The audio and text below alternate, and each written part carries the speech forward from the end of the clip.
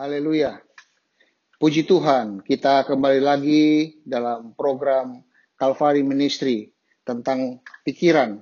Kita sudah bahas tentang berpikir positif, yaitu kita memikirkan tentang hal-hal yang baik yang Allah sudah kerjakan bagi kita, anak-anak Tuhan.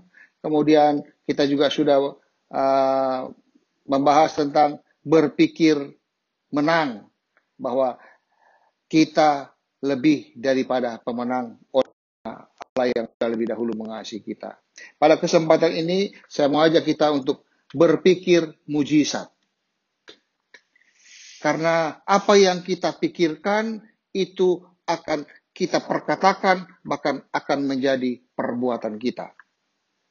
Kalau kita memikirkan hal-hal yang mujizat, maka mujizat itu terjadi. Saya percaya bahwa Allah kita, Allah pelaku mujizat.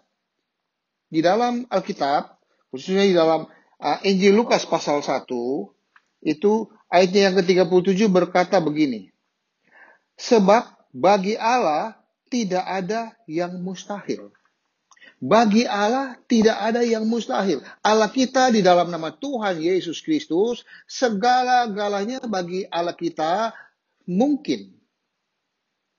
Artinya tidak ada yang mustahil bagi Tuhan Yesus.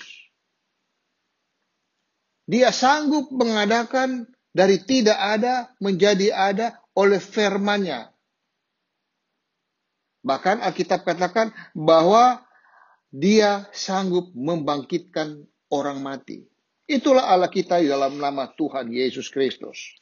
Nah, kita sebagai anak-anak Tuhan, kita yang hidup di dunia ini dalam kasih dan kemurahan Tuhan, kita harus melangkah hari lepas hari dengan suatu pemikiran mujizat. Bahwa mujizat itu pasti terjadi dalam hidup kita karena kita hidup di dalam Tuhan.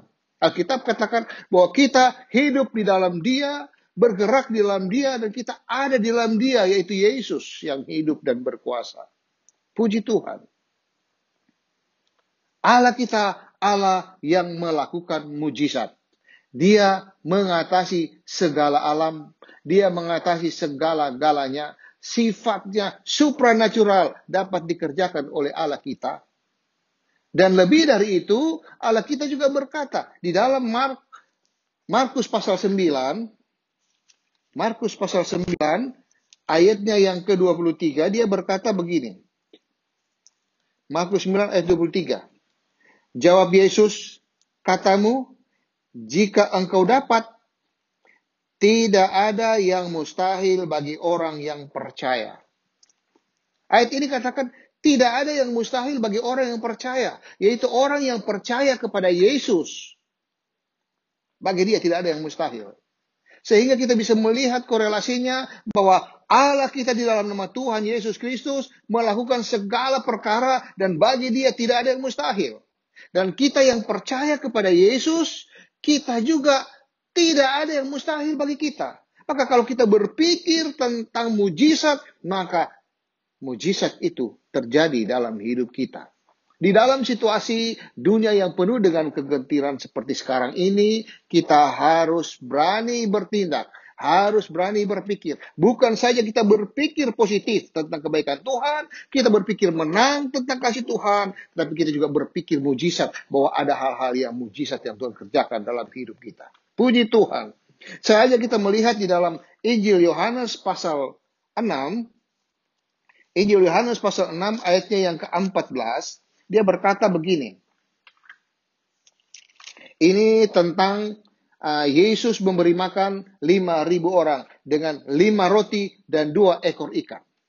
5 roti dan 2 ekor ikan ini bisa dilakukan mujizat oleh Tuhan menjadi semua orang, 5.000 orang bisa makan kenyang dan masih sisa 12 bakul. Ini mujizat. Dan di dalam ayat 14 berkata begini. Atau ayat 13. Maka mereka pun mengumpulkannya dan mengisi 12 bakul penuh dengan potongan-potongan dari 5 roti jelai yang lebih setelah orang makan. Ketika orang-orang itu melihat mujizat yang telah diadakannya, mereka berkata, dia ini adalah benar-benar nabi yang akan datang ke dalam dunia. Benar-benar bahwa Yesus ini adalah Tuhan dan Juru Selamat. Dia pelaku mujizat. Hanya dengan 5 roti dan 2 ekor ikan, dia bisa memberkati, memberi makan 5.000 orang, bahkan sisanya 12 bakul. Artinya apa? Bahwa Yesus bisa melakukan mujizat di dalam keterbatasan. Kita mungkin keterbatasan dengan persiapan kita, dengan persediaan kita.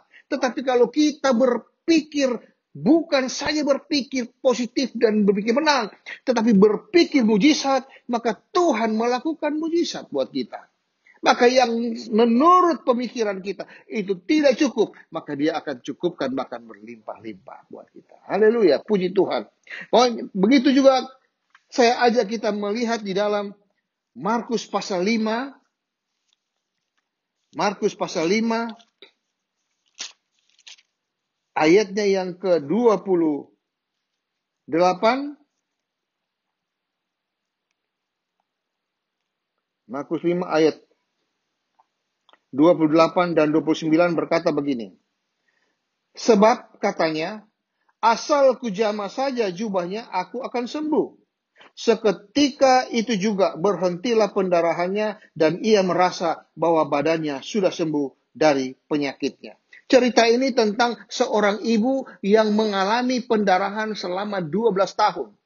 Dia sudah berobat kemana-mana, bukan sembuh, tapi makin hari makin parah. Tetapi ketika Yesus lewat, banyak orang, kemudian dia menyusul Yesus dari belakang, dia katakan dalam hatinya, bahwa asal kujama jubah Yesus, aku akan sembuh. Maka ketika dia melangkah maju di tengah sesak-sesak orang, dia jama jubah Yesus itu, maka Alkitab katakan bahwa seketika itu juga berhentilah pendarahannya. Seketika itu juga dia sembuh. Siapa yang kerjakan kesembuhan itu? Dia adalah Yesus. Yesus yang melakukan mujizat. Jadi kalau kita mungkin sekarang ada dalam suasana di mana ada penyakit, ada sakit penyakit yang menimpa kita, kita harus percaya, kita harus berpikir mujizat bahwa Yesus kita sanggup menyembuhkan sakit penyakit kita. Kenapa? Karena Yesus pelaku mujizat. Dia adalah tabib yang heran. Dokter di atas segala dokter. Dia sanggup menyembuhkan segala penyakit. Tetapi harus ada iman dalam hidup kita. Kita harus berpikir mujizat. Asal ku jama jubah Yesus. Asal ku jama kuasa nama Yesus. Asal ku jama kuasa Roh Kudus itu. Maka dia akan menyembuhkan kita. Akan memulihkan kita. Memberikan kita kesembuhan. Mujizat terjadi dalam hidup kita. Puji Tuhan. Dan yang terakhir saya ajak kita di dalam Injil Yohanes pasal 5. Injil Yohanes pasal 5. Ayatnya yang ke 8 dan 9 berkata begini. 8 dan 9. Kata Yesus kepadanya, bangunlah, angkatlah tilammu, dan berjalanlah. Dan pada saat itu juga, sembuhlah orang itu, lalu ia mengangkat tilamnya dan berjalan. Cerita ini merupakan bagian dari cerita tentang peristiwa kesembuhan di kolam Bethesda. Di daerah kolam Bethesda itu ada 5 serambi dan banyak orang yang sakit di sana. Dan pada waktu Yesus melewati serambi-serambi itu, dia ketemu ada satu orang yang sakit. Sudah lama dia sakit dan tidak sembuh-sembuh. Kenapa tidak sembuh-sembuh? Karena kolam Bethesda itu dia kalau airnya bergerak tiba-tiba, kalau malaikat menggerakkannya, maka orang yang pertama turun ke dalam air itu, dialah akan sembuh. Tetapi orang yang lumpuh ini, yang Yesus sembuhkan ini, dia tidak mungkin bisa masuk duluan. Kenapa? Karena waktu dia baru berjalan, yang lain sudah duluan. Sehingga dia sampai kapanpun, dia tidak akan bisa disembuhkan. Tetapi dengan Yesus, pelaku mujizat ini, terjadi mujizat. Dengan Yesus kerjakan mujizat, maka sembuhlah dia. Yesus hanya katakan, bangunlah, angkatlah tilammu, dan berjalanlah. Ini perintah Yesus. Dan ketika dia bangun, dia ambil tilamnya, dia berjalan. Sembuh dia berjalan. Haleluya, puji Tuhan. Kalau kita mau berpikir mujizat, bahwa ada Yesus yang senantiasa siap untuk menolong kita. Ada Yesus yang siap untuk menyembuhkan kita. Ada Yesus yang siap memberkati kita. Ada Yesus yang siap memberikan kita kemenangan lepas kemenangan. Percayalah, mujizat yang daripada Yesus itu pasti terjadi. Dalam kondisi apapun. Apakah kita di rumah, apakah kita sendirian, apapun, apa saja kita yang kita kerjakan. Asal kita pandang kepada Yesus dengan satu keyakinan, pemikiran bahwa mujizat itu pasti terjadi. Maka pasti terjadi. Oleh sebab itu, di dalam suasana sekarang ini, mari kita belajar berpikir mujizat. Kita harus rajin belajar firman Tuhan.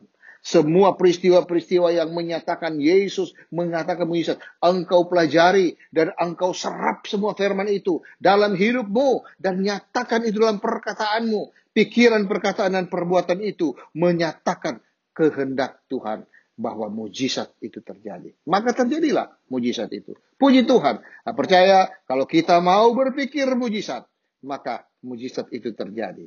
Karena Yesus adalah pelaku mujizat yang ajaib. Tidak ada yang mustahil bagi Tuhan Yesus.